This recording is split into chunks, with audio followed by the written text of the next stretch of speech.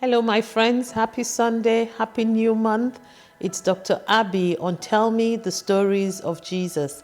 And like I said, today the Lord wants me to give you a warning. So in the month of May, the 5th month of 2025, we'll be talking about prophets, different stories about prophets. Might be the same prophet. We might move to some other prophets, but prophets in the Bible, so that we know about their lives, we know what God has done through them, and we know about their God, who is our God, who is our friend.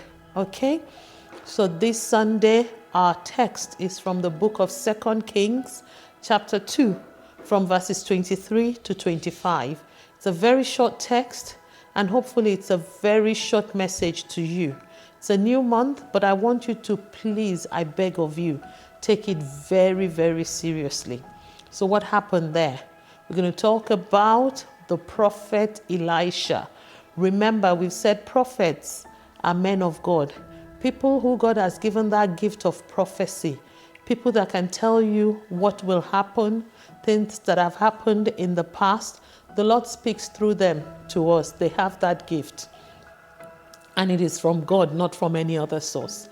So Prophet Elisha, his predecessor, had just gone to heaven, and the name is Elijah. And so Prophet Elisha was coming back, and he was going up a mountain by himself. He was going.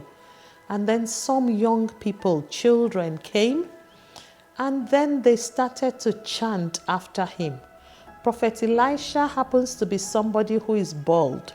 What does it mean to be bald? It means that he had no hair, the front part.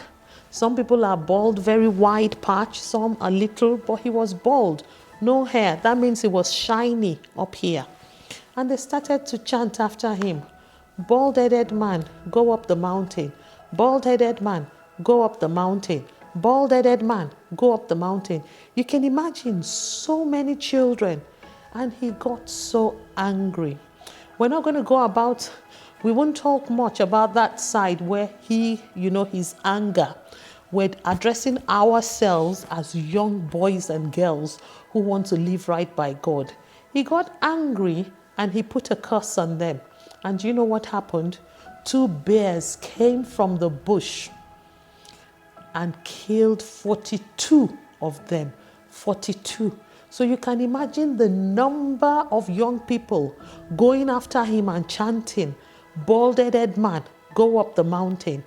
The Bible didn't tell us he did anything, to annoy them, to deserve that type of treatment.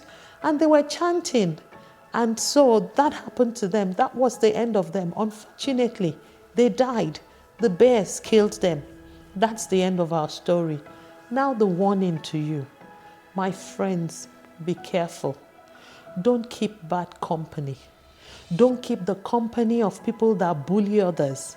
Don't keep the company of people that make fun of others. Things that are out of people's control. You see somebody and you start to make fun of his height. Oh, you're so short. Oh, you're so fat. Oh, you're so lanky. Oh, you're so tall. Oh, your teeth is pointed out.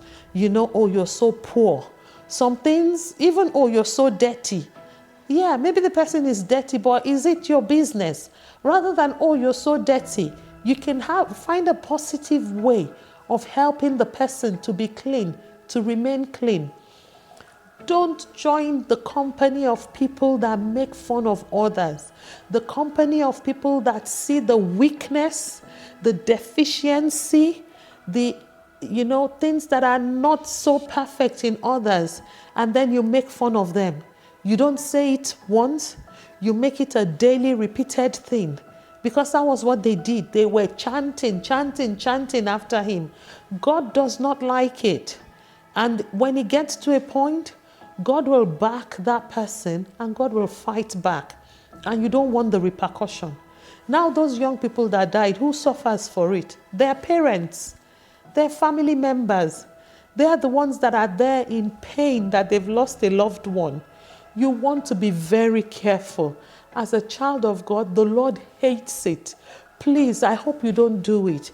In school, in playground, in church, don't join others to make fun of people. It is something that can cut short your time in the promised land. It is something that can, take you away from that promised land, that lovely place that God has given to you. And then even if we now take away the spiritual side, where God can defend the person and punish you.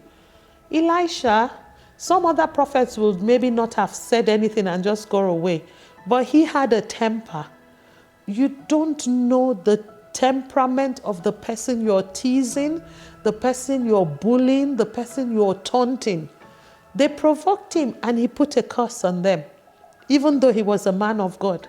So you go to school, you make fun of somebody, and the person gets angry and pushes you down the stairs, roll down the stairs, break a leg.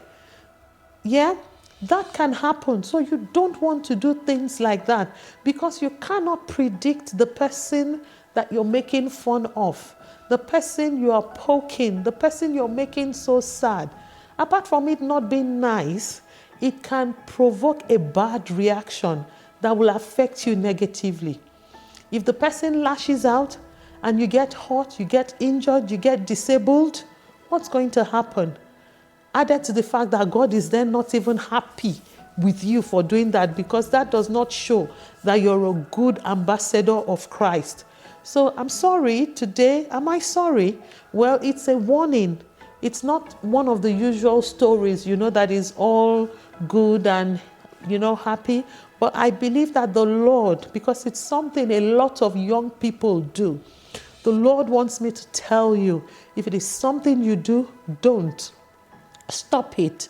Don't fall into any peer pressure. Even if there are 60 children doing it, 42 of them died.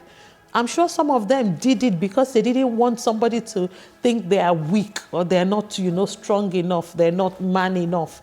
Don't fall under peer pressure to make other people miserable. We're all fearfully and wonderfully made. We're children of God. Everything God created was good.